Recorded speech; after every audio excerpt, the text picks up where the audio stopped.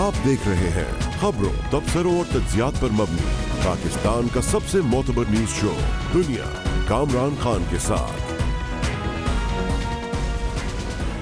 अस्सलाम वालेकुम, मैं हूँ कामरान खान। मुस्लिम लीग नून के सदर शहबाज शरीफ और कायदे हिज़्ब इख्तिलाफ की मनी लॉन्ड्रिंग इल्ज़ाम में ज़मानत पर रिहाई का मामला अब मुअल्लक़ हो गया है। लाहौर हाई कोर्ट में अजीब व गरीब सूरत हाल पैदा होने के बाद 2 रुकनी बेंच का फैसला भी अब अमलन तहलील हो चुका है और आज केस की समाअत के लिए chief justice Lahore high court justice Mohammad Qasim ने जस्टिस अली बाकर नचवी की सरबराही में 3 रुकनी नया बेंच तश्कील दे दिया है। बेंच दीगर 2 मेंबरान में जिसमें जस्टिस आलिया नीलम और जस्टिस शहबाज रिजवी शामिल हैं। ये बेंच परसों असर 9 केस की समाअत करेगा। शहबाज शरीफ इस केस में पिछले 7 माह से जेल में हैं। इससे कबल 2 रुकनी बेंच ने शहबाज शरीफ की ज़मानत से मुताल्लिक अलग अलग फैसला दिया था। जस्टिस सरदार सरफराज डोगर ने शहबाज शरीफ की ज़मानत मंजूर की, जबकि जस्टिस अजरत जावेद ने मुस्तरद। 14 अप्रैल को शहबाज शरीफ को लाहौर हाई कोर्ट से इससे कबल ज़मानत मिल जाने की खुशखबरी मिली थी, जब समाअत के बाद नायब कासिद ने अदालत में आकर इसका ऐलान किया, मगर तहरीरी फैसले पे दोनों जजेस के दस्तखत न होने की वजह से उनकी रिहाई ना हो सकी और फिर हफ्ते की रात लाहौर हाई कोर्ट की बेंच के दोनों जजेस ने अलग अलग फैसले जारी कर दिए, जिसमें दोनों जजेस के शहबाज शरीफ के खिलाफ केस को लेकर बुनियादी इख्तलाफात सामने आए। जस्टिस अजरत जावेद ने अपने इख्तलाफी नोट पर लिखा कि फ़रीक़ैन को सुनने के बाद जब मेरे ब्रदर जज ने दरख्वास्त की इजाज़त देने के लिए मेरी रजामंदी चाहिए तो मैंने अदालत में इनकार किया और चेंबर में मुशावरत के वक्त भी इनकार पर कायम रहा। लेकिन हैरत की बात है कि मेरे साथी जज ने यकतरफा तौर पे अपने नायब कासिद के ज़रिए ज़मानत का ऐलान कर दिया। जज ने रिमार्क्स दिए कि वो कुछ मिनट बाद ही सूरत हाल चीफ जस्टिस के नोटिस में ले आए थे, लेकिन जस्टिस सरफराज डोगर ने उन्हें दस्तखत के लिए मुख्तसर ऑर्डर अरसाल कर दिया जिसका जवाज़ नहीं था।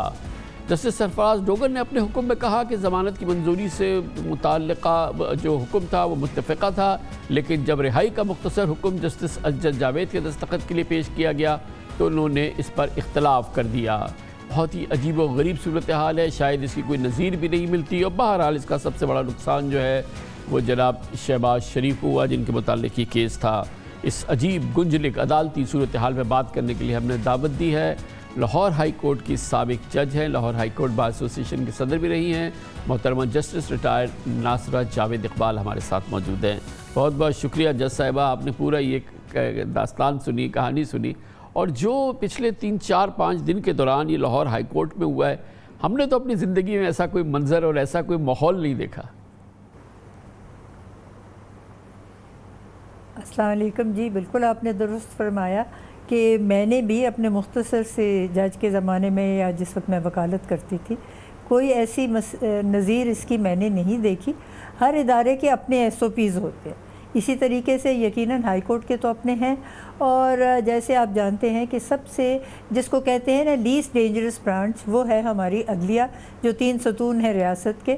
और अदलिया का तो ये काम है कि लोगों के आपस में जो झगड़े हैं उनको निपटा दे और तज़किये का काम करे या फ़ैसला साजी करे, ये नहीं कि आपस में ही उनके इंतशार पैदा हो जाए। ये पहली दफ़ा ऐसा वाक़या हुआ है और ये बड़ी अजीब बात है कि जब उन्होंने आपस में उनका इख्तिलाफ़ था तो कैसे कि नायब कासिद छोड़िए, अगर किसी ने अनाउंसमेंट ही करनी है रीडर मौजूद होता है और नायब कासिद तो मैंने तो कभी सुना ही नहीं कि वो जजमेंट आके बाहर अनाउंस करें। तो अगर नायब कासिद को ये उन्होंने इख्तियार देना था तो फिर उसके ऊपर कायम रहते। 2 दिन उसके बाद सन्नाटा रहा, अखबारों में भी खबर आ गई कि जी उनकी हो गई है बेल और अभी मुख्तसर फ़ैसला हुआ है और डिटेल फ़ैसला होगा तो वो शाया हो जाएगा। और जब डिटेल फ़ैसला मंजर आम पे आया तो उनमें आपस में दोनों जजेस का इख्तिलाफ़ था। तो अगर इख्तिलाफ़ था तो पहले ही दिन जब चेंबर में गए थे तो कह देते जी इस जजमेंट इसकी अनाउंस नहीं हो सकती और चीफ जस्टिस आपको भेज देते कि जी आप रेफरी जज करें। अनप्रेसिडेंटेड सिचुएशन की वजह से जो विक्टिम है वो बेचारा तो जो पिटिशनर थे यानी कि शहबाज शरीफ साहब, अब ये बताया गया है कि अब एक 3 रुकनी बेंच बनी है जो कि असर 9 इस केस की समाअत करेगी। ये भी कितना बड़ा मतलब है कि ज़्यादती है पिटिशनर के साथ। मैं आपसे अर्ज़ करूं, आपने कहा है पिटिशनर के साथ ज़्यादती है। मैं समझती हूं कि ये अदलिया के साथ बहुत बड़ी ज़्यादती हुई है, क्योंकि इसकी तो कोई नज़ीर ही नहीं। अगर उन दोनों जजेस में इख्तिलाफ था तो उसी वक्त ये अनाउंसमेंट हो जानी चाहिए थी कि जजमेंट हुई ही नहीं, और फ़ौरन केस भेज देते चीफ जस्टिस को कि एक रेफरी जज मुकर्रर करते। उस रेफरी जज का ये काम था कि वो दोनों साइड की दलाइल देख के, और अगर सुनना चाहे तो सुने और अपना फ़ैसला सादर करें। जिस तरफ उनकी होती साथ उनके राज़ी होते जिस जज के फ़ैसले से, तो वो मेजॉरिटी जजमेंट हो जाती और वो अनाउंस हो जाती। एक ये कि 2 दिन का तातल हुआ, 2 दिन में इसके ऊपर कोई बात नहीं हुई।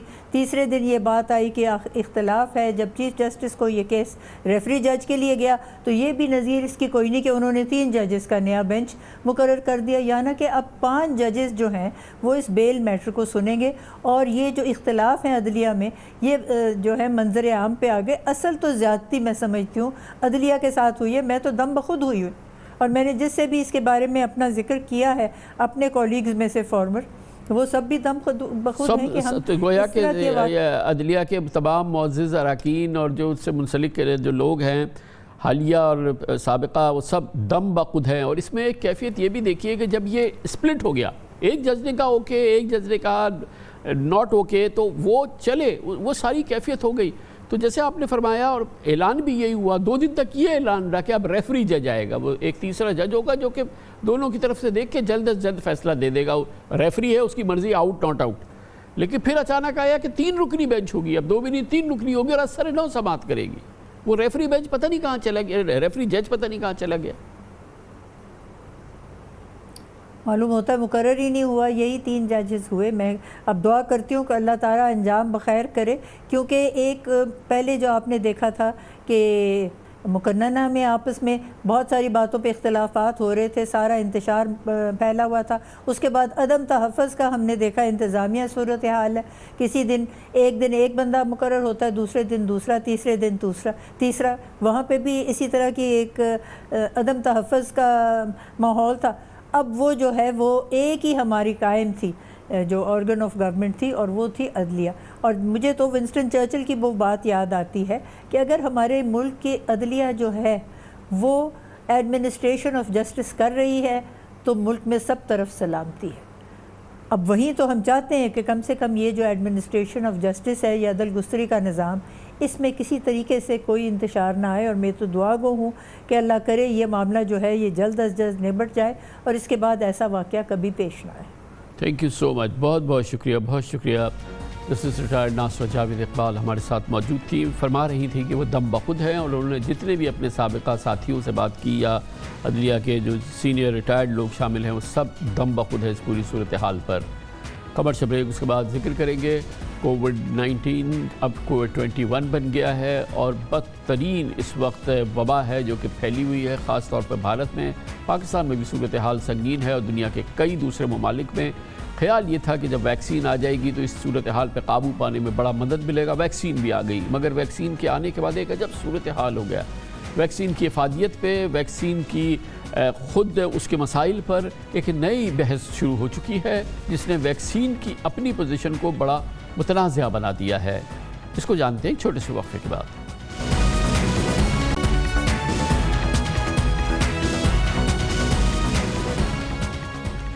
एक तरफ दुनिया में एक बार फिर बहुत बड़े बड़े ममालिक में कोरोना की तीसरी लहर पूरी शिद्दत से जारी है। वहाँ दूसरी जानिब जो इससे निमटने का सबसे बड़ा ज़रिया समझा जा रहा था, जिस पे आसरा था, यानी वैक्सीन, उसके हवाले से भी मसाइल खड़े हो गए हैं। दुनिया में एक जानिब कोरोना से बचाव की वैक्सीन के हुसूल के लिए मारा मारी जारी है, तो दूसरी तरफ मुख्तलिफ कोरोना वैक्सीन की मशकूक इफादियत ने कन्फ्यूजन पैदा कर दिया है इस पूरी वैक्सीन के मामले पर। दुनिया में सबसे पहले इस्तेमाल में आने वाली एस्ट्राजेनेका के इस्तेमाल से कुछ मरीज़ों में खून जमने यानी कि ब्लड क्लॉटिंग की शिकायत सामने आई हैं, और उससे होने वाली चंद अमवात को भी वैक्सीन से जोड़ा गया है। इस सूरत हाल में कई यूरोपीय ममालिक एस्ट्राजेनेका से बदजल हो रहे हैं।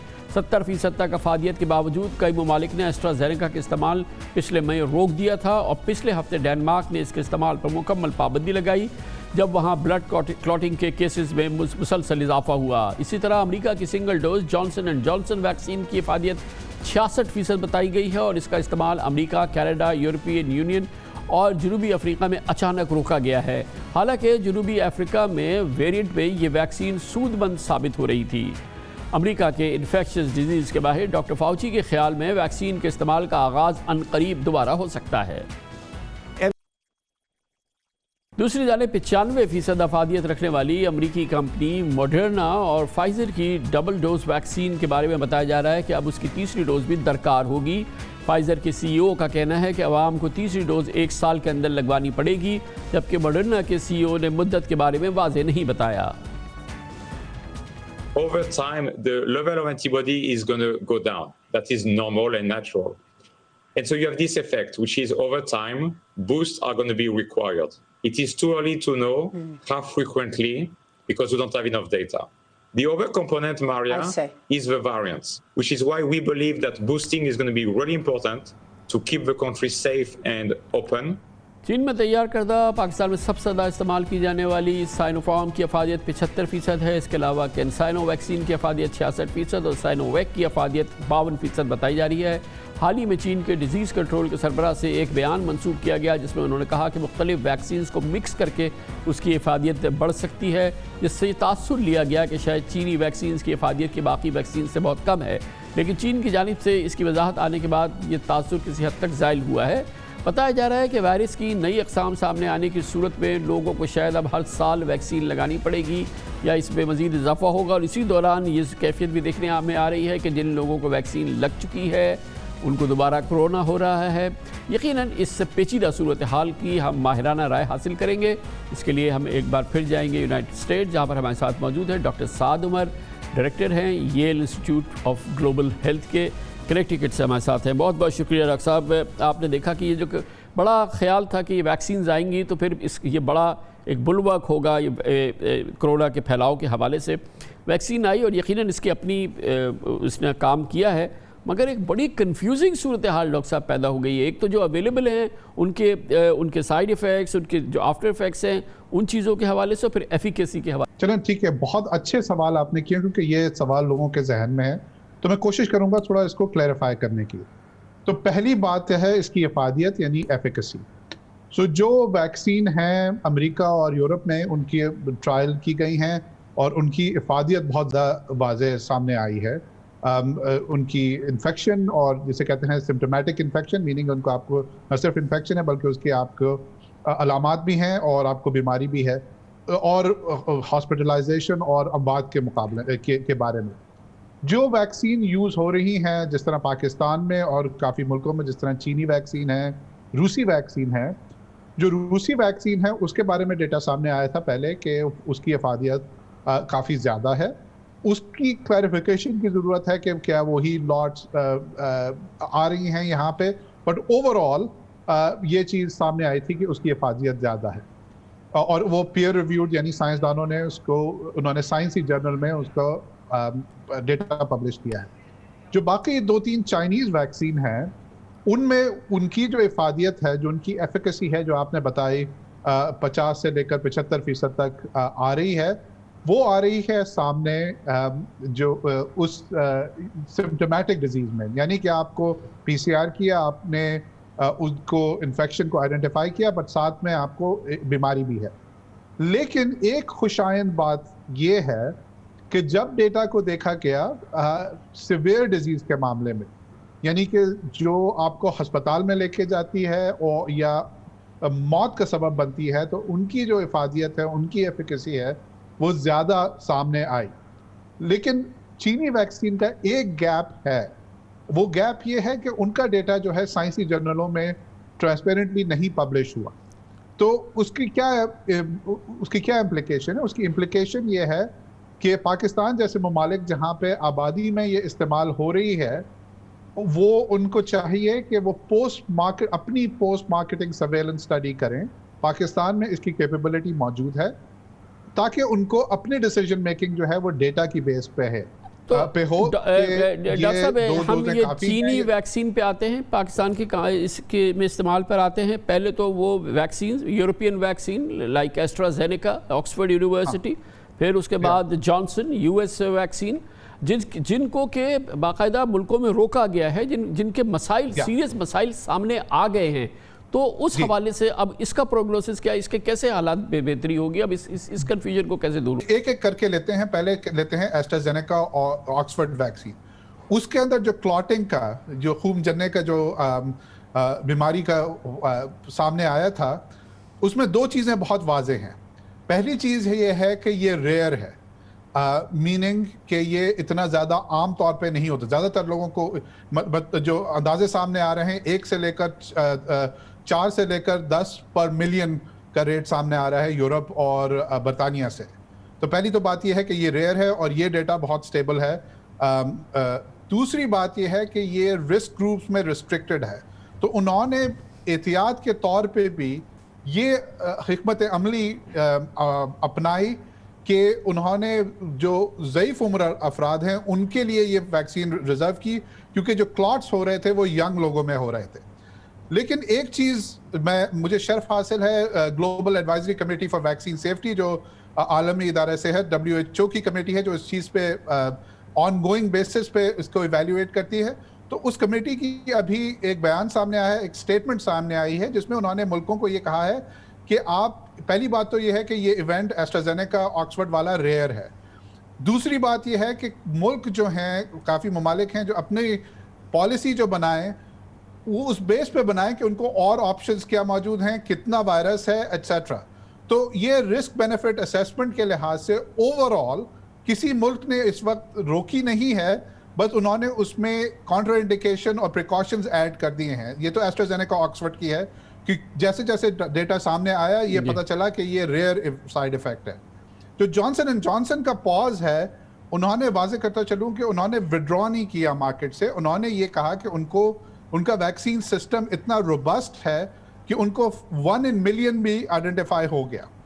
और जब 1 in million आइडेंटिफाई हुआ, क्योंकि उनके पास दूसरी ऑप्शंस मौजूद थी, फाइजर और मॉडर्ना, उन्होंने ये कहा कि 5-10 दिन के लिए उसको रोकते हैं और डेटा को इवैल्यूएट करते हैं। जो डेटा वहाँ पे भी सामने आ रहा है कि वो रेयर है और एक ग्रुप तक रिस्ट्रिक्टेड है, और मजीद डेटा सामने आएगा। तो जिस तरह डॉक्टर फाउची का आपने स्टेटमेंट दिखाया कि ये आसार हैं कि जो CDC की एडवाइजरी कमेटी इन इम्यूनाइजेशन प्रैक्टिसेस है, वो ये कहेगी कुछ प्रिकॉशंस के साथ उसको दोबारा जारी करेगी।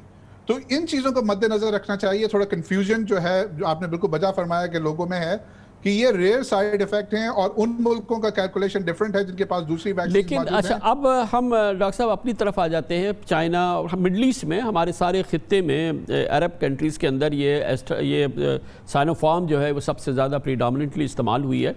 आपने फरमाया डेटा की बात की, ऑब्वियसली वो एक इम्पॉर्टेंट आपने जो गुजारिश की बिल्कुल सही है। लेकिन बहरहाल चीन की खुद मिसाल अपने सामने है। चीन ने तो अपनी ही वैक्सीन लगाई है। चीन में जो इस वक्त कोविड की सिचुएशन है, चीन में जो इस वक्त उसका एक कैफियत नज़र आ रही है, 18.5% की ग्रोथ उन्होंने अभी दिखाई है, दुनिया हैरान रह गई है। इसका मतलब ये कि वो कुछ ना कुछ तो उसकी ज़बरदस्त एफिकेसी है, जिसने जो मददगार साबित हुई है चीन में।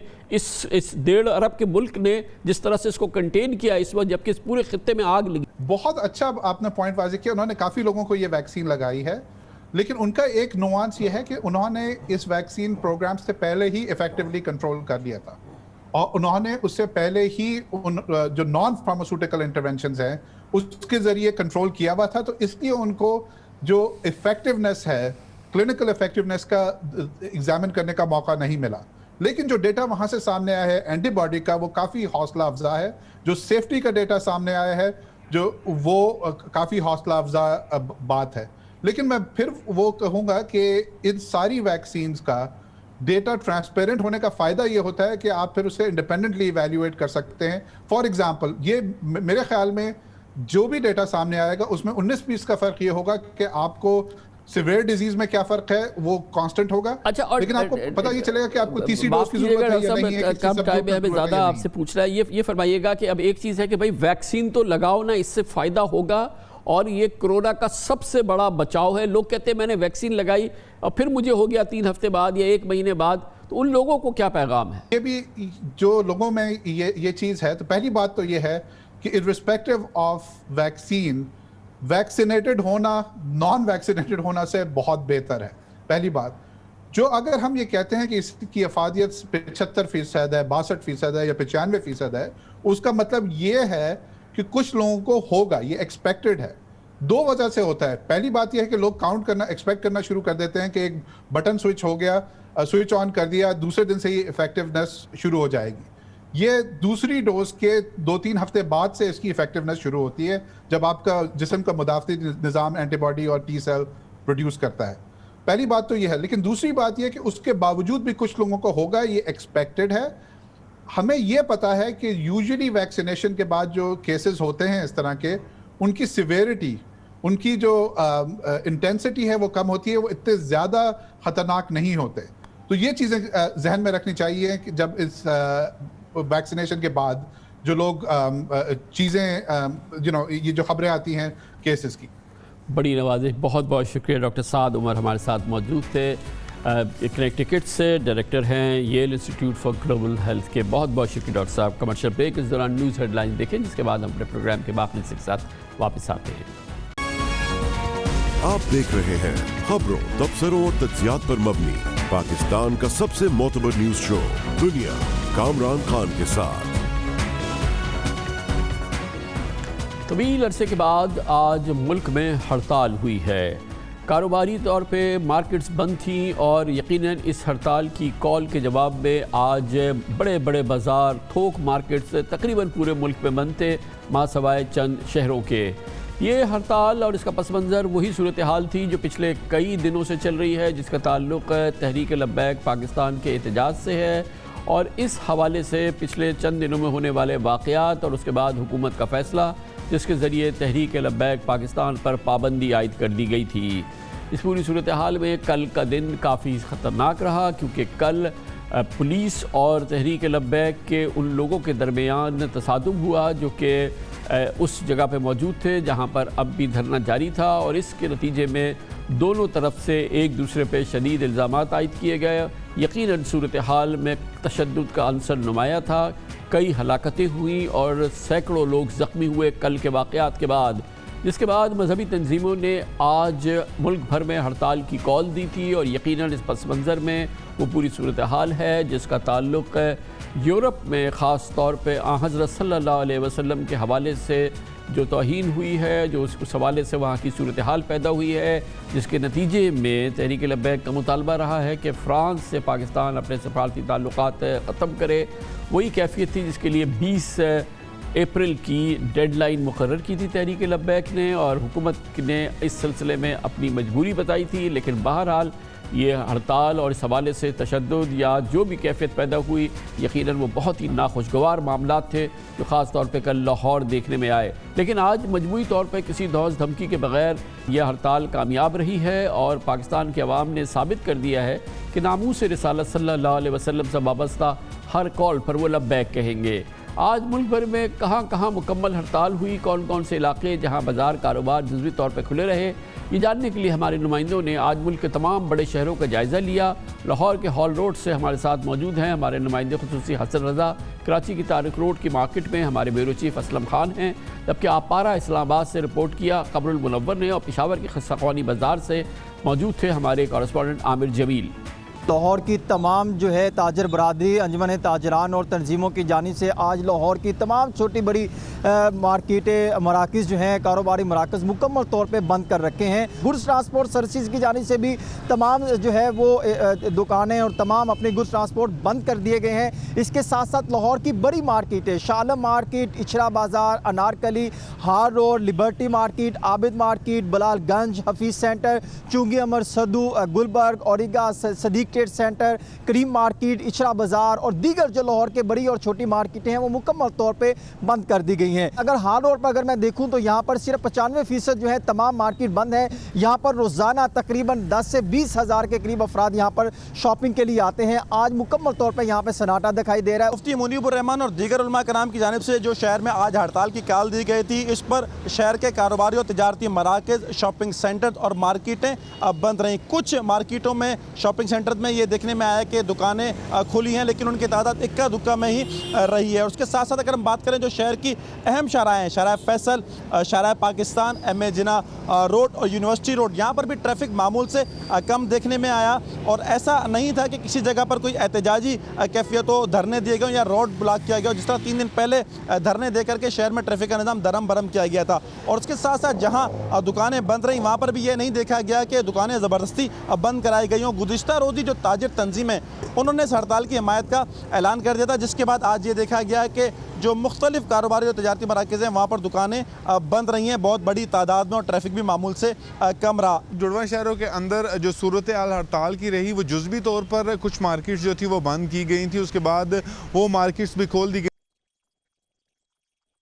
के अलावा इस्लामाबाद की अगर बात की जाए तो जना सुपर मार्केट, G9 मरकज़, G7 सुपर मार्केट और जितने सेक्टर्स के अंदर जो मराकज़ हैं ये मुकम्मल तौर पर खुले हुए थे। और रूटीन का काम जो था वहाँ पर जिस तरह मार्केट्स वगैरह खुलती थी उसी तरह की सूरत हाल देखने में नज़र आई। जबकि रावलपिंडी की अगर बात की जाए तो मेन मरी रोड जो थी, मरी रोड के ऊपर जो था वो क्योंकि एहतजाज का, धरने का डर था, वहाँ की जो थी मार्केट्स वो बंद थी और वो मेन जो तजारती मराकज़ थे उनको बंद किया गया था। इसके इर्द गिर्द जितनी भी मार्केट्स अंदर मौजूद थी, जैसे कमर्शियल मार्केट, राजा बाज़ार, कमेटी चौक, लियाकत बाग, यहाँ पर जो मार्केट्स मौजूद थी वो मुकम्मल तौर पर खुली हुई थी। और अगर ये कहा जाए कि वहाँ के ताजरों ने हड़ताल नहीं की तो ये गलत ना होगा, क्योंकि वहाँ पर मुकम्मल तौर पर तमाम जो थी वो दुकानें खुली हुई थी। रावलपिंडी इस्लामाबाद के दौरान जो है वो पब्लिक ट्रांसपोर्ट जो थी वो चलती रही और वहाँ पर कोई पहिया जाम की सूरत हाल देखने में नज़र नहीं आई। कलअदम तंजीम की जानिब से पूरे मुल्क में हड़ताल की कॉल तो दी गई थी, लेकिन पेशावर की सूरत हाल मामूल के मुताबिक रही। तमाम बाज़ारों में जो है वो रश थी, ट्रैफिक की रवानी जो थी वो भी काफ़ी ज़्यादा थी। जो हफ्ते के दीगर दिनों से के मुकाबले में आज जो है पीर के दिन रश ज़्यादा होती है। सुबह के औकात तकरीबन 10 बजे के करीब किस्सा खानी और जंगी मोहल्ले के जो ताजर हैं इनकी जानिब से तहफ़्फ़ुज़ नामूस रिसालत के हवाले से एक रैली का इनेकाद किया गया, जो कि किस्सा खानी से शुरू होकर करीब ही खैबर बाज़ार है वहाँ तक गए और उसके बाद वो पुरअमन तौर पर मुंतशिर हो गए और दोबारा से अपने अपने कारोबारों को चले गए। लेकिन इस दौरान में कारोबार जो है वो बंद नहीं हुए। तमाम कारोबार, पूरे पेशावर का कारोबार जो है वो खुला रहा और ना ही जो रैली के शुरका हैं उन्होंने किसी दुकान को या कारोबार को बंद करने की कोशिश की या सड़क को ब्लॉक करने की कोशिश भी नहीं की। गोया बड़े शहरों में, पेशावर में हड़ताल का असर देखने में नहीं आया। गोया के कारोबार, मार्केट्स खुली रही। रावलपिंडी इसमें मिला जुला रुझान देखने में आया। इस्लामाबाद में उमूमी तौर पे दुकानें खुली हुई थी और जो बड़े बाज़ार थे वो खुले हुए थे। वफाकी वज़ीर इत्तलात और नशरियात फवाद चौधरी ने आज कहा है कि कलअदम तहरीक लब्बैक और हुकूमत पंजाब के दरमियान मुज़ाकरात का 2 राउंड हो चुके हैं। गवर्नर पंजाब चौधरी सरवर और वज़ीर क़ानून राजा बिशारत ने हुकूमत की नुमाइंदगी की है। तीसरा राउंड इस वक्त हो रहा है, जिसमें वज़ीर दाखिला शेख रशीद अहमद और वज़ीर मजहबी उमूर नूरुल हक कादरी को शिरकत करनी थी। हमें बताया गया था कि 10 बजे के करीब ये इजलास होगा। आज वज़ीर-ए-आज़म इमरान खान ने इस पूरी सूरत हाल पर कौम को एतमाद में लिया, अपनी पोजीशन बताई, अपनी मजबूरियों का जिक्र किया। उन्होंने कहा कि हुकूमत कलअदम TLP से 2.5 महीने से मुज़ाकरात कर रही थी। मामला असम्बली में लाने का फैसला भी था, लेकिन इस दौरान ही TPLN ने इस्लामाबाद पर धावा बोलने की तैयारी की और फ्रांस के सफ़ीर को निकालने का मुतालबा कर दिया। ये हम 2-2.5 महीने से लगे हुए थे। हमारी गवर्नमेंट TLP से मुज़ाकरात कर रही थी, मुज़ाकरात चलते जा रहे थे। उन्होंने कहा जी असेंबली में रखो, असेंबली जो फैसला करती है। हमने फैसला किया ठीक है, हम असेंबली में ये रखते हैं। लेकिन हम फिर देखना शुरू किया कि इनकी मोबिलाइजेशन नीचे हो रही है, इनकी तैयारियां हो रही हैं इस्लामाबाद आने के लिए। एक तरफ मुज़ाकरात चल रहे हैं, एक तरफ इस्लामाबाद आने की तैयारियां हैं। फिर अभी मुज़ाकरात चल रहे हैं तो पता चला कि उन्होंने पहले अनाउंस कर दिया कि जी अब तो फ्रांस का अगर एम्बेसडर आप वापस नहीं भेजेंगे तो हम सारे इस्लामाबाद में धरना देंगे। तो ये उसके बाद ये हमारी बातचीत टूटी, उसके बाद फिर ये अरेस्ट हुए। वज़ीर-ए-आज़म इमरान खान ने पुरतशद्दुद मुजाहरे के नतीजे में माली और जानी नुकसानात की तफसील भी बताई और कहा कि फ़्रांस के सफ़ीर को निकालने का मकसद यूरोपीय यूनियन को एक्सपोर्ट ख़त्म करना है, जिससे फ़्रांस के बजाय हमें बहुत बड़ा नुकसान होगा। अब तक 40 पुलिस की गाड़ियों को जला दिया गया है, 4 पुलिस वाले शहीद हुए हैं, 800 से ज़्यादा पुलिस वाले जख्मी हुए हैं। पहले दिन जब शुरू हुआ तो तकरीबन 100 सड़कें ब्लॉक कर दी। उससे कई जो ऑक्सीजन के सिलेंडर्स नहीं जा रहे थे, बेचारे जो कोरोना के मरीज हैं, उनमें अमवात हुई। इससे किसको फ़ायदा हुआ है? क्यों हिंदुस्तान की ये जो वेबसाइट्स हैं जो इसके अंदर कूद पड़ी हैं, ये दुश्मनों को फायदा हुआ है। जब हम फ्रांस के एम्बेसडर को वापस भेज के ताल्लुकात तोड़ेंगे उनसे, इसका मतलब कि यूरोपियन यूनियन से हम ताल्लुकात तोड़ेंगे। जो हमारी आधी टेक्सटाइल की एक्सपोर्ट्स है वो यूरोपियन यूनियन में जाती है, तो इसका मतलब आधी हमारी टेक्सटाइल एक्सपोर्ट्स वहीं खत्म हो गए। इसका मतलब बेरोजगारी, फैक्ट्रियां बंद हो जाएंगी, हमारे रुपए के ऊपर प्रेशर पड़ेगा, रुपया गिरेगा, महंगाई बढ़ेगी, गुर्बत बढ़ेगी, तो नुकसान हमें होगा, फ्रांस को कोई नुकसान नहीं होने लगा। वज़ीर-ए-आज़म इमरान खान ने नामूस रिसालत के मामले पर पूरी मुस्लिम उम्मा की यकजहती का मुतालबा किया और कहा कि जब 50 मुसलमान ममालिक किसी मुल्क का तिजारती बॉयकॉट करेंगे तो उसका असर होगा। वज़ीर-ए-आज़म ने उलमाए कराम से दरख्वास्त की कि इस मामले में उनकी मदद करें और ये जो सिचुएशन, जो हालात, जो मंतकी इस पूरी कैफियत को बयान कर रहे थे, उसे ख़ास तौर पर वो लोग जो इस वक्त गुस्से में हैं, जो हुकूमत पाकिस्तान से मुख्तलिफ मुतालबात कर रहे हैं, उन्हें समझाने की कोशिश करें। मेरी स्ट्रैटेजी क्या है? स्ट्रैटेजी ये है कि हम सारे मुसलमान मुल्क के जो हेड्स हैं, हम मिल के मगरब के फोरम्स में, यूरोपियन यूनियन में, यूनाइटेड नेशंस में, हम उनको ये बताएं कि क्यों हमें तकलीफ होती है जब ये आज़ादी राय, फ्रीडम ऑफ स्पीच के नाम पे नबी सल्लल्लाहु अलैहि वसल्लम की शान में गुस्ताखी करते हैं, क्योंकि उनको ये इस चीज़ की समझ नहीं है। इसलिए हमें उनको समझाना पड़ेगा और समझाएंगे जब आप मिल के इकट्ठे कलेक्टिवली मुसलमान दुनिया के हेड्स ऑफ स्टेट्स, जब हम बात करेंगे। दूसरा तरीका क्या है कि जब एक 50 मुसलमान मुल्क मिल के ये कहेंगे कि अगर किसी मुल्क में से इस तरह किया गया तो हम सारे मिल के उनका ट्रेड बॉयकॉट करेंगे, उनकी हम चीज़ें नहीं खरीदेंगे, इसका असर होगा। अपने उलमा, उनको ख़ास तौर पे कहना चाहता हूँ कि आपको इसमें हमारे साथ मिल के, मेरे साथ मिल के मेरी तायीद करनी चाहिए, हमारी मदद करनी चाहिए। यकीनन लॉजिकल बात कर रहे हैं, मंतकी बात कर रहे हैं, मगर जब इस किस्म की जज्बाती सूरत हाल होती है और ख़ास तौर पर जब हुर्मत की बात हो हुज़ूर सल्लल्लाहु अलैहि वसल्लम की, तो यकीनन ये फिर यहाँ पे वो लॉजिक और ये तमाम मामलात बिल्कुल एक तरफ हो जाते हैं। और जब इस मामले पे अगर हड़ताल की कॉल दी जाए, जैसे कि कॉल दी गई थी, तो उसका वही असर होता है जो हमने देखा। ना धौंस थी, ना धमकी थी, मगर बड़ी तादाद में पाकिस्तान में लोगों ने मार्केट्स बंद कर दी, क्योंकि उनका ये ख्याल था कि इसका मामला क्योंकि हुजूर की हुर्मत से सल्लल्लाहु अलैहि वसल्लम, तो अब हमें ये करना है। तो यकीनन ये एक बहुत ही हसास और बहुत ही नाजुक मामला है। अच्छी बात यह है कि हुकूमत अब मुज़ाकरात कर रही है और तहरीक लब्बैक के साथ ही मुज़ाकरात के बाकायदा 2 राउंड्स भी हो चुके हैं। इसकी मज़ीद ताज़ा तरीन तफसीलात हमसे शेयर करेंगे वफाकी वज़ीर इत्तलात व नशरियात जनाब फवाद चौधरी हमारे साथ मौजूद है। बहुत बहुत शुक्रिया फवाद चौधरी साहब। मजमूई तौर पर तो हम ये कहेंगे कि अच्छी बात है कि हुकूमत ने पहले कहा था कि हम इस तंजीम को कलअदम कर रहे हैं, इसको बैन कर रहे हैं, मुज़ाकरात का तो सवाल ही पैदा नहीं होता। अब बाकायदा मुज़ाकरात हो रहे हैं, गोया कि हुकूमत ने अपनी इस पॉलिसी को चेंज कर दिया है। कमाल साहब, पहले तो मैं आपकी एक तस्हीह करना चाहता हूं और आपके नुमाइंदों ने भी उसकी असल में तस्हीह की है कि, और वो ये है कि पूरे मुल्क में बहुत बड़ी हड़ताल हुई है। पूरे मुल्क में एक्चुअली कहीं कोई हड़ताल नहीं हुई है, और मासवाए कराची के जहां जुज़वी हड़ताल हुई है, पूरे मुल्क में जो हड़ताल की कॉल है उसको मुस्तरद किया गया है। और यही पर्सपेक्टिव जो है लाहौर पूरा बंद था, लाहौर पूरा बंद था और पंजाब के दूसरे बड़े शहर कई बंद थे, सिंध के तमाम शहर बंद थे। नहीं कमरान साहब, जिस तरह के आपके नुमाइंदों ने खुद बताया और दुरुस्त तौर के ऊपर बताया कि कराची में जो कुछ बड़ी मार्केट्स थी वो बंद थी, उसके अलावा पूरे पाकिस्तान में कहीं पर कोई हड़ताल नहीं थी। जिन लाहौर की 3-4 मार्केट्स का जिक्र किया गया है वो होलसेल मार्केट्स हैं जो बहुत थोड़े वक्त के लिए ही खुलती हैं आजकल रमजान में, और वो उसी वक्त पे खुली हैं, उसी वक्त पे बंद हुई हैं, कहीं पे कोई खास हड़ताल जो है वो नहीं हुई। अब आगे जरा चलते हैं। जी जी। दूसरी बात, इसका जो मामला है इस मुद्दे में, जैसे आपने कहा, इस वक्त जब मैं और आप बात कर रहे हैं तो इस वक्त जो पंजाब हुकूमत में और अब तो बल्कि जो वफाकी हुकूमत के नुमाइंदे हैं शेख रशीद साहब और उसके बाद हमारे मजहबी अमूर के कादरी साहब जो हैं वो भी उस मुज़ाकरात में शरीक हुए हैं। लेकिन इसकी जो नौयत है वो ये है कि आप तशद्दुद से पीछे हटेंगे, इसके अलावा इन मुज़ाकरात की कोई और नौयत जो है वो नहीं है। लिहाजा चाहे जमात कालदम हो या कालदम ना हो, उससे ये बात करना कि आप पुरतशद्दुद मामलात से पीछे हटें, ये मुज़ाकरात का एक हिस्सा है और वो होना भी चाहिए। तीसरी बात मैं आपसे ये करना चाहता हूँ, ये जो मूवमेंट इस वक्त जो हालात हुए हैं इसके 2 हिस्से हैं। एक हिस्सा है जो कि बिल्कुल आशिकाने रसूल के ऊपर है। और जिस तरह से आपने कहा, हम तमाम लोगों का जो दिल है हमारे ईमान का हिस्सा है कि रसूलुल्लाह सल्लल्लाहु अलैहि वसल्लम की जो ज़ात मुतरक्बा है वो उससे इश्क के बगैर और उनको सबसे मोतबर जानने बगैर हमारा ईमान ही मुकम्मल नहीं होता। लिहाजा उसके ऊपर हम तमाम लोगों का ईमान है। सो एक तो वो लोग हैं जो इस ईमान के जरिए जो है वो की वजह से इस तहरीक में है।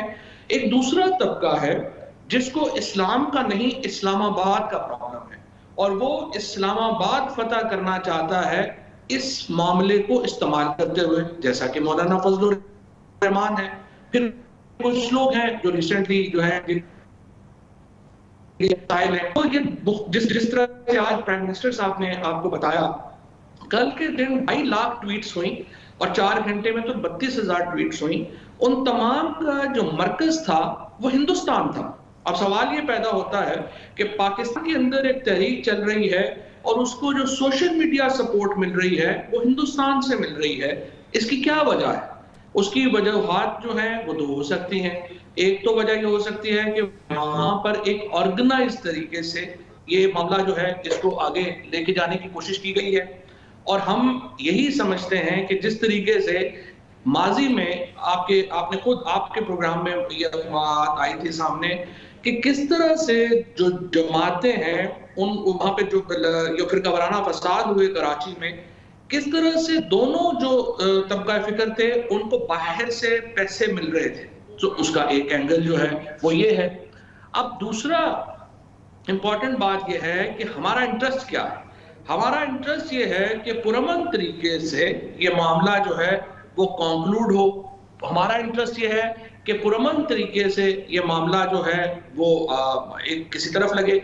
इस वक्त हमारी पूरी कोशिश यही है कि किसी तरीके से तशद्दुद के बगैर, किसी तरीके से किसी भी इसमें लड़ाई झगड़े में पड़े बगैर ये मामला खत्म हो और इसी तरफ हमारी पूरी फवाद साहब, जब मुज़ाकरात होते हैं, बातचीत होती है, डायलॉग का मतलब ही ये होता है कि कुछ लेके कुछ देना होता है, कुछ दे के कुछ लेना होता है। तो गोया कि ये तो नहीं हो सकता कि सिर्फ ये लोग सुबह से अब तक तीसरी बार गए हैं तो ये कहने गए हैं कि जी कि आपका किसी किस्म का तशद्दुद आप ना करें और ये कह के वापस आ जाते हैं। आफ्टर ऑल जब बात होती है तो कुछ आप मांग रहे हैं, कुछ आपको देना भी पड़ता है। देखिए, कुछ ना कुछ जो है वो जो ऑफर्स हैं वो भी देखेंगे कि क्या है, लेकिन जो भी पाकिस्तान के आइन के अंदर और कानून के अंदर ही गुंजाइश है, ज़ाहिर हुकूमत तो उतनी ही आगे जा सकती है, उससे आगे जाने की इजाज़त तो हुकूमत को आइन और कानून नहीं दे सकते। लेकिन ये फरमाइएगा कि जो हुकूमत ने कलदम करार दिया, पाबंदी लगाई तहरीक लब्बैक पाकिस्तान पे, ये हतमी फ़ैसला है, इस पे नज़रसानी का कोई इम्कान नहीं है? सुप्रीम कोर्ट ऑफ पाकिस्तान में बाकायदा रेफरेंस फाइल होने वाला है इस हवाले से, या हो जाएगा या हो गया है? देखिए कमरान साहब, चूंकि मुज़ाकरात हो रहे हैं, दोनों फ़रीक़ैन एक दूसरे के सामने बैठे हुए हैं और इस ज़मन में अगर मैं इस वक्त यहाँ पे बैठ के कोई कमेंट कर दूंगा तो वो मुनासिब नहीं होगा मेरे लिए। इसके ऊपर I would refrain from making any comment. लेकिन जिस तरह से मैंने अर्ज किया कि हम अपने आइन और कानून के दायरे में ही रह के मुज़ाकरात कर सकते हैं, उससे आगे नहीं जा सकते। गोया कि आप इस सवाल पे अभी फ़िलहाल कमेंट नहीं करना चाह रहे कि हुकूमत ने तहरीक लब्बैक पाकिस्तान पे जो पाबंदी लगाई है ये हतमी फ़ैसला है और इस पे नज़रसानी का कोई इम्कान नहीं है। जी, मैं इसलिए कमेंट नहीं करना चाह रहा कि इस वक्त जो है वो फ़रीक़ैन मुज़ाकरात में है और अगर कोई मैं इस तरह का कमेंट करूँगा तो उससे फ़ज़ा ख़राब हो, वो मुनासिब नहीं होगा। तो हम ये गुमान नहीं कर सकते कि ये बात भी टेबल पर है कि मिसाल के तौर पर मैं एक बात कर रहा हूँ कि अगर तशद्दुद ना हो, धरने ना हो, रुकावटें खड़ी ना हो तो फिर तो हुकूमत को कोई शिकायत नहीं होनी चाहिए, बल्कि आवाम को भी कोई शिकायत नहीं होनी चाहिए। फिर पाबंदी का तो जवाज़ नहीं रहता। देखिए, जिस तरह से मैंने आपको अर्ज किया, पाबंदी के जो जवाज़ात हैं वो सिर्फ धरने वाले मामलात में नहीं होंगे। जिस तरह से कि हमने देखा कि एक बहुत बड़ी एक एक्टिव सपोर्ट जो है वो बाहर के मुल्कों से आई है, उसको भी तो देखना होगा कि किस तरह से बाहर के ममालिक जो हैं किन किन कौन कौन सी सरजमीन जो है वो पाकिस्तान के खिलाफ इस्तेमाल हो रही है, कौन कौन से मामलात हैं। तो एक पेचीदा मामला है और हमारे जो लोग भी इस वक्त मुज़ाकरात कर रहे हैं कि वो तमाम ही मामलात को अपने सामने रखकर ही कोई आगे बढ़ेंगे। थैंक यू सो मच, बहुत बहुत शुक्रिया जनाब फवाद चौधरी, वफाकी वज़ीर इत्तलात और नशरियात हमारे साथ मौजूद थे। कराची में एक बार वही सूरत हाल पैदा हुई है जो गुज़िश्ता साल पैदा हुई है, मगर इस दफ़ा कराची और सिंध में अल्लाह का शुक्र है कि कोविड की, कोरोना की वो सूरत हाल नहीं जो दूसरे मुल्क के अंदर है, मगर यहाँ पे कारोबारी बंदिशें, पाबंदियाँ वही हैं जो दूसरे शहरों में हैं, और जिसकी वजह से यहाँ की ताजिर बिरादरी उठ खड़ी हुई है। एक तनाज़ा खड़ा हो गया एक बार फिर हुकूमत सिंध के साथ। हुकूमत सिंध के अहकामात रमज़ान के महीने में ईद सीज़न से पहले जो बंदिशें लग रही हैं, ताजिर उसे कबूल करने के लिए तैयार नहीं है। इसकी बात करते हैं छोटे से वक्फे के बाद।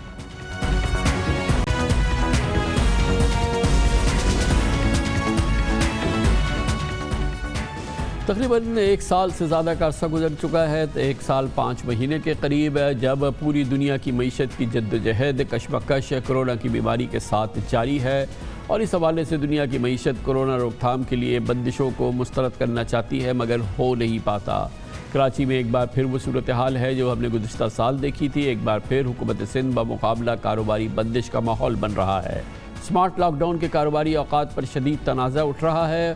सिंध हुकूमत ने रमज़ानुल मुबारक से पहले ताजरों की मुशावरत से जुमा और इतवार को कारोबारी बंदिश पर इत्तफाक किया था, लेकिन 3 दिन पहले हफ्ता और इतवार मुकम्मल कारोबारी बंदिश का नोटिस जारी कर दिया, और हफ्ते में 5 रोज़ा कारोबार भी सुबह फजर से शाम 6 बजे तक करने का हुक्म दिया है। इसको कराची के ताजिर मुस्तरद कर रहे हैं, और परसों हफ्ते को कराची में तमाम मार्केट, बाजार, शॉपिंग, कारोबारी मराकज़ खुले भी रहे।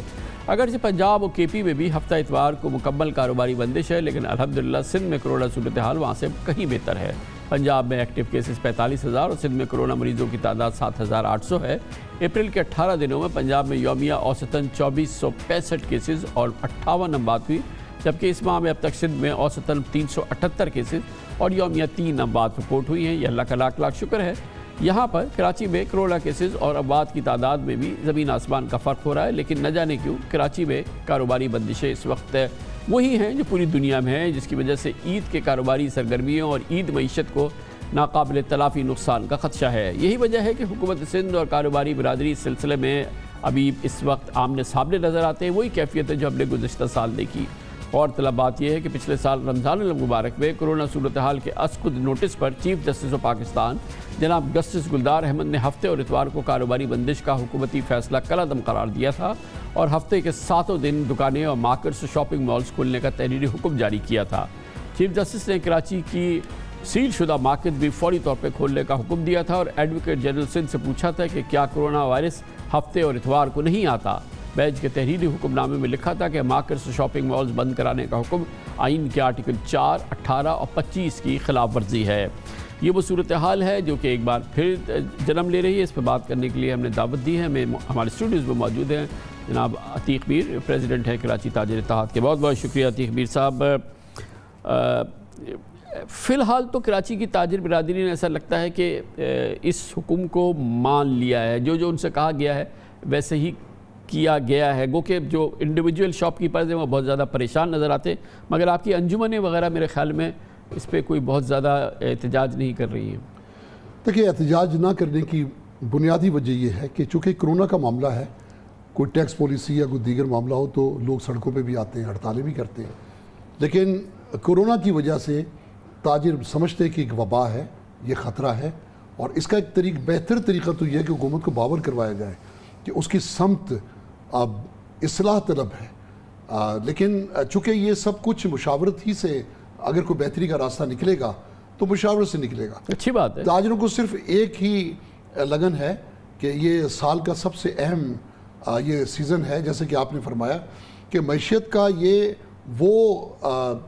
वक्त होता है जो ईद सेल सीज़न जिसको कहते हैं, कि जिसमें अरबों रुपए की सरमायाकारी है, स्टॉक्स लोगों के पास हैं, और कदरे इस वक्त मैं देखता हूँ गारमेंट पे एक काफ़ी बेहतर एक बहार की कैफियत है। तो ऐसे में अगर आप वक्त को महदूद कर देंगे, छुट्टियाँ आप बढ़ा देंगे, पहले देखिए असर तक का वक्त है, फिर 2 छुट्टियाँ आपने कर दी, तो उसमें सबसे बड़ी ख़राबी ये होती है कि आप जो सोशल डिस्टेंसिंग चाहते हैं वो तो दिन के औकात में हो नहीं सकेगी। जब लोगों को पता है कि मैंने इन 6 घंटों में ख़रीदारी करनी है तो एक इज्तिहाम होगा। लेकिन आप अगर वक्त बढ़ा देंगे तो यकीनी तौर पे ये क्या हुआ, ये पहले तो तय हुआ था कि जुमे और इतवार को जो ताजर जो लोग थे वो इस पर कदरे ओके थे। उन्होंने कहा कि चले जुमे के दिन वैसे ही हाफ डे होता है तो चले जुमा और इतवार की तातील सही है। लेकिन फिर सिंध हुकूमत ने उसको हफ्ता इतवार कर दिया। असल में NCOC का जो पहला नोटिफिकेशन जारी हुआ उसमें निशानदेही नहीं थी कि 2 सेफ डेज़ किन दिनों के लिए है।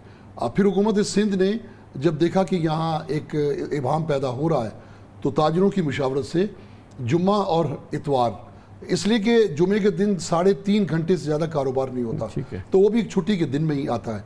अब जब NCOC ने मुल्क भर में हफ्ता और इतवार की छुट्टी का ऐलान किया तो सिंध हुकूमत ने भी उसी को फॉलो किया, जो कि गलत फैसला है।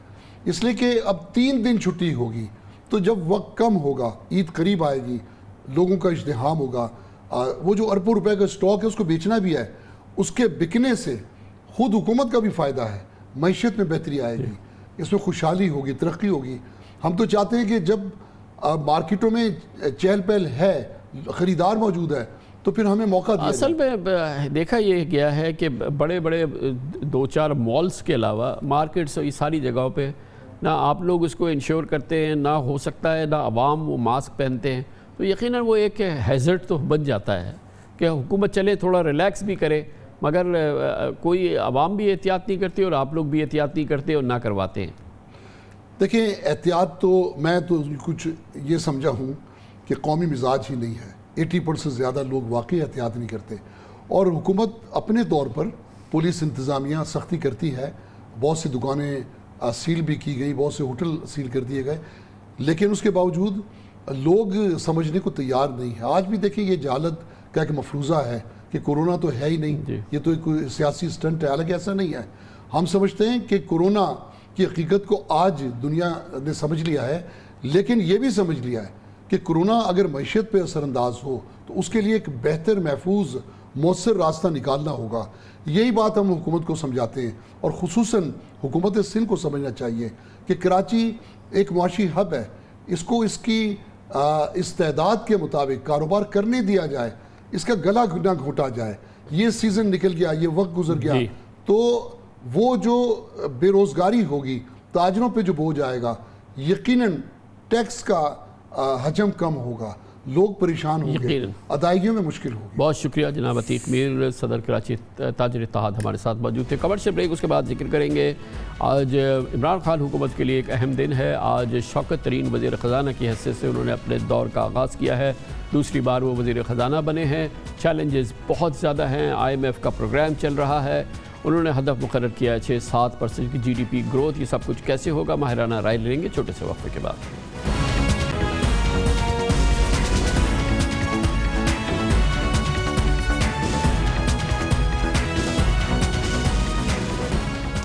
वज़ीर-ए-आज़म इमरान खान हुकूमत के लिए 2023 के इलेक्शन से पहले फैसला कुन 2.25 साल के लिए जो टीम है उसका सबसे अहम किरदार, सबसे अहम शख्सियत होंगी वज़ीर ख़जाना और रेवेन्यू जनाब शौकत तरीन, जिन्होंने आज अपने ओहदे का बाकायदा चार्ज संभाल लिया। 11 साल बाद शौकत तरीन के ये दूसरे वज़ीर ख़जाना के दौर का आगाज़ है। इससे पहले अक्टूबर 2008 से फरवरी 2010 तक वो पाकिस्तान पीपल्स पार्टी के दौर में वज़ीर ख़जाना थे। इससे पहले दौर में जनाब शौकत तरीन की कोशिशों से पाकिस्तान को IMF और वर्ल्ड बैंक से कर्जा मिला था और 2008 में पाकिस्तान की GDP 1.7% थी, जो फरवरी 2009 में वो 2.8% तक ले आए थे। इस बार शौकत तरीन के पास वक्त कम है, मुकाबला बहुत सख्त है और टारगेट बहुत मुश्किल। उनके बुनियादी अहदाफ और अव्वलीन अज़ाइम में GDP ग्रोथ को 6 से 7% तक पहुँचाना है, IMF की सख्तियाँ कम कराना है और महंगाई पर काबू पाना है, मुतवाज़िन बजट बनाना है और FBR के निज़ाम में इनकलाबी तब्दीलियाँ जो कि महसूस हो सके लानी है, टैक्स नेटवर्क को बढ़ाना है। शौकत तरीन का सल फोकस GDP ग्रोथ है। IMF और वर्ल्ड बैंक पाकिस्तान की GDP 1.5 से 2% रहने का इशारा दे रहे हैं, जबकि स्टेट बैंक ऑफ पाकिस्तान ने GDP 3% तक इजाफे की तवक्को जाहिर की है, जबकि शौकत तरीन ने अपना हदफ 6 से 7% रखा है। शौकत तरीन का आज़म है कि GDP ग्रोथ को वो इस लेवल तक ले जा सकते हैं और इसके लिए उनके जहन में एक रोड मैप भी है। बहुत चैलेंजिंग टास्क है और ये आसान काम नहीं है। स्ट्रैटेजी सीधी सीधी है। अब हमने ग्रोथ मोड में जाना है। इकॉनमी को 4-6% 7% के लेवल पे लेके जाना है। PSTP पड़ी हुई है जो कि खर्च नहीं हो रही। फिर आपका हाउसिंग है उसको आगे लेके चलना पड़ेगा। एग्रीकल्चर जो है बहुत बड़ा मसला बना हुआ है एग्रीकल्चर, उससे आपकी फूड शॉर्टेजेस हो रही हैं, तो उसके ऊपर आपको तवज्जो देनी पड़ेगी। मैन्युफैक्चरिंग और एक्सपोर्ट्स पे तवज्जो देनी पड़ेगी। फिर आपकी ज़ाहिर है सोशल सेक्टर जो है, सोशल सेफ्टी नेट, इस वक्त गुर्बत जो है वो काफ़ी ऊपर जा चुकी है। टारगेटेड सब्सिडीज दी जाएंगी। FBR जो है, रेवेन्यूज जो है हमारे वो 10-10% है। इस्लाह करनी है FBR की ताकि ये अगले 5 से 7 साल में हम 20% तक जाएं। CPEC के तहत हमने जो स्पेशल इकोनॉमिक जोन्स बनाए हैं उसके बीच में हमें बाहर से इन्वेस्टर्स लाने पड़ेंगे, स्पेशली चाइनीज इन्वेस्टर्स लाने पड़ेंगे। SOEs और पावर सेक्टर के जो प्रॉब्लम्स हैं, हमारे पास स्ट्रैटेजीज हैं कि हमने इसको इस तरीके से करना है कि लोगों पे बोझ भी ना पड़े। टैरिफ कितना बढ़ाएंगे यार? IMF कह रही है 4.95 पैसे अगले 15 महीनों में बढ़ा दें। नहीं बढ़ सकता ये। चैलेंजेस ज़रूर हैं, मुश्किल है, लेकिन ये भी हकीकत है कि शौकत तरीन को असद उमर या डॉक्टर हफीज़ शेख वाले माशी हालात नहीं मिले हैं। इस वक्त पाकिस्तानी रुपया तकरीबन 10% मुस्तहकम हो चुका है। डॉलर सस्ता होने से बैरूनी कर्ज़ों और सूद का बोझ हल्का हुआ है। ज़र मुबादला के ज़खायर 3 साल की बुलंद तरीन सतह पर हैं। बैरून मुल्क से रेमिटेंसेस तारीख की बुलंद तरीन सतह पर हैं। कोरोना के बावजूद सालाना एक्सपोर्ट से $25 अरब का होने का इम्कान है। लार्ज स्केल मैन्युफैक्चरिंग में इजाफा हो रहा है। महंगाई की शरह, पॉलिसी रेट में इस्तेहकाम है। टैक्स पायलट की तादाद पहले के मुकाबले में यकीनन बड़ी है। गोया कि इस पूरी सूरत हाल में वो इतनी दर्दनाक और मुश्किल सूरत हाल नहीं थी जो PTI के इब्तदाई सालों में थी। वो अब शौकत तरीन के सामने नहीं है, लेकिन बहरहाल उनके अहदाफ और उनकी परफॉर्मेंस पर PTI का और इमरान खान की हुकूमत का आइंदा जो टर्म है वो डिपेंड करता है। इस पूरी सूरत हाल पर बात करने के लिए हमने दावत दी है जनाब नजम अली को, जो चीफ एग्जीक्यूटिव ऑफिसर हैं नेक्स्ट कैपिटल के। बहुत बहुत शुक्रिया नजम साहब, आपने ज्वाइन किया है। शौकत तरीन साहब दूसरी बार वज़ीर ख़जाना हो गए हैं और यकीनन एक बहुत चैलेंजिंग टास्क है। वो कहते हैं कि जी के जो सबसे इम्पॉर्टेंट उन्होंने अपने लिए हदफ रखा है कि वो जो ग्रोथ है वो GDP ग्रोथ को वो 6-7% तक 8% तक ले जाना चाहते हैं। आपके ख़्याल में डूएबल है इस तकलीफ़ दे सूरत हाल में, कोविड की सूरत हाल में और इस पूरी सूरत हाल में? शुक्रिया कामरान साहब। मेरा अपना ख़्याल है कि ये टारगेट तो अच्छा है लेकिन ये इतनी आसानी से अचीव नहीं होगा।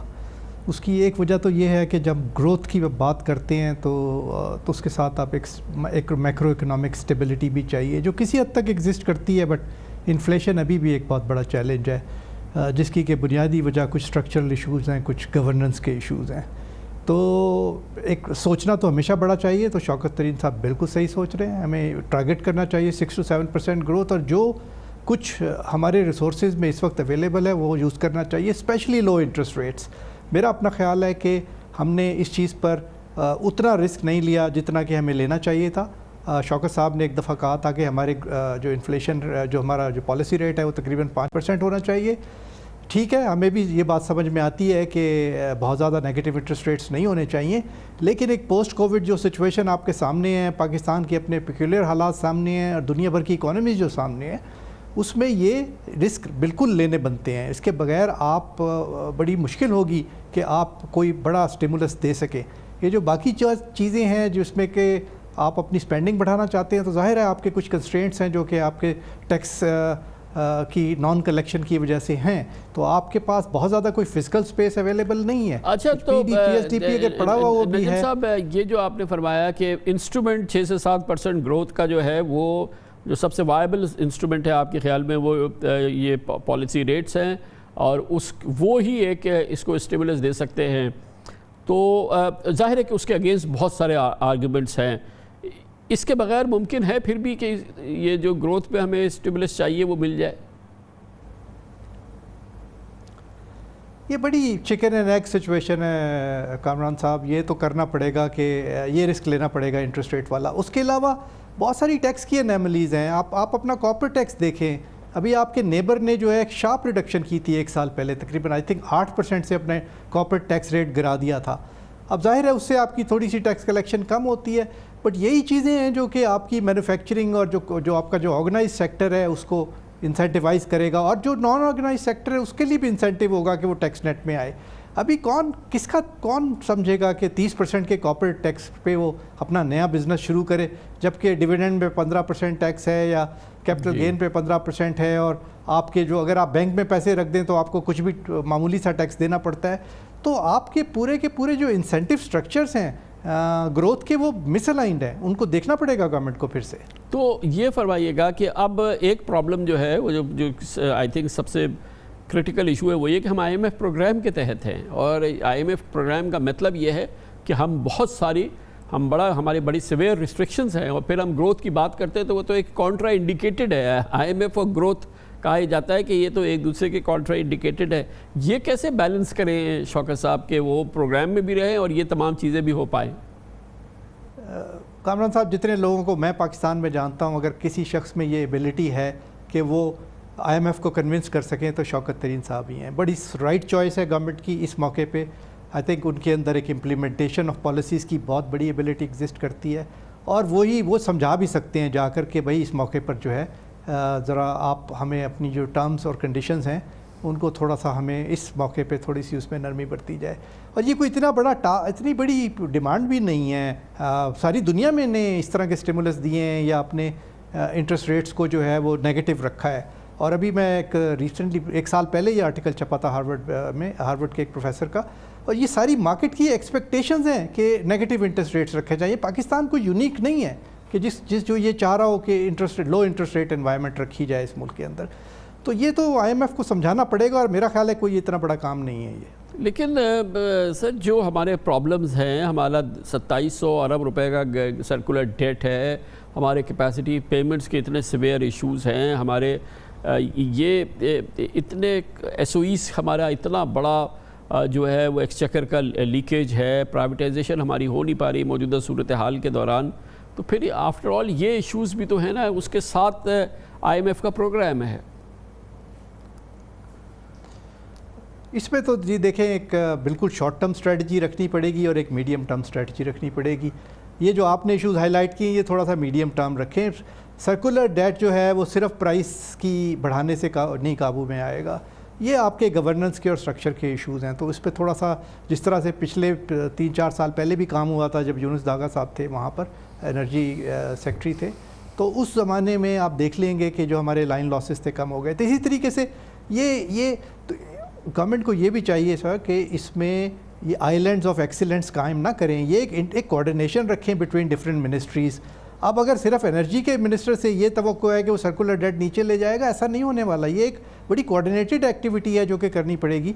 और मेरा ख्याल है इस लिहाज से शौकत तरीन साहब बहुत एबल पर्सनैलिटी हैं कि वो सबको इकट्ठा करके, और जो ब्रॉडर मसाइल हैं इकॉनमी के, जिसमें एनर्जी भी है और बाकी मसाइल भी हैं, उनको किसी एक टेबल पर बैठकर हल करें। अच्छा, आप काफ़ी क्रेडिट्स दे रहे हैं और आपके नज़दीक ये बेस्ट चॉइस है इस वक्त की सूरत हाल में, और यकीनन इनको ये इस बात को तो सपोर्ट मिल रही है ना कि हमारा एक्सचेंज रेट इस वक्त जो है वो स्टेबल है, हमारे रिज़र्व्स स्टेबल हैं, हमारी करेंसी स्टेबल है, हमारी LSM की मुसलसल ग्रोथ है, और इकॉनमी की बड़ी इंपॉर्टेंट चीज़ों में बड़ी अच्छी हमने ग्रोथ देखी है over the last few months और सो।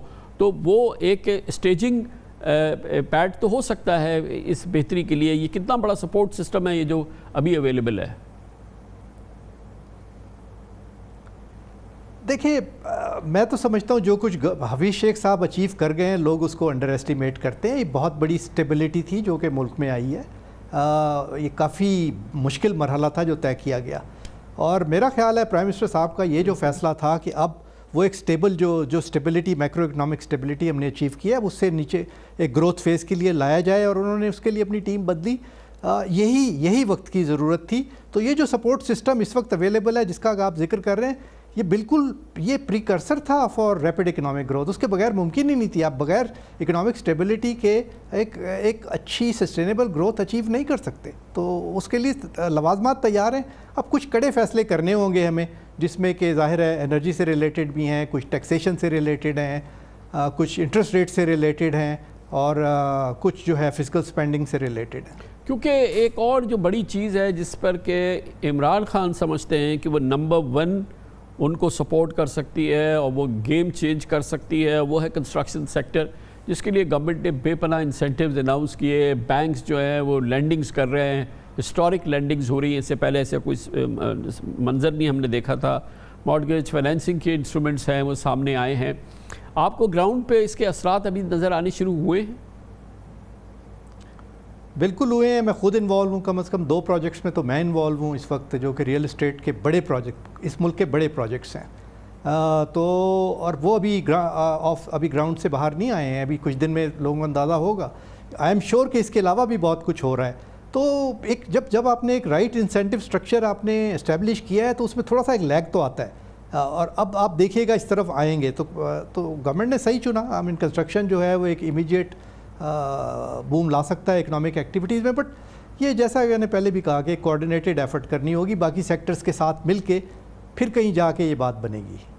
थैंक यू सो मच, बहुत बहुत शुक्रिया, बहुत शुक्रिया। जनाब नजम अली हमारे साथ मौजूद थे, chief executive officer next capital.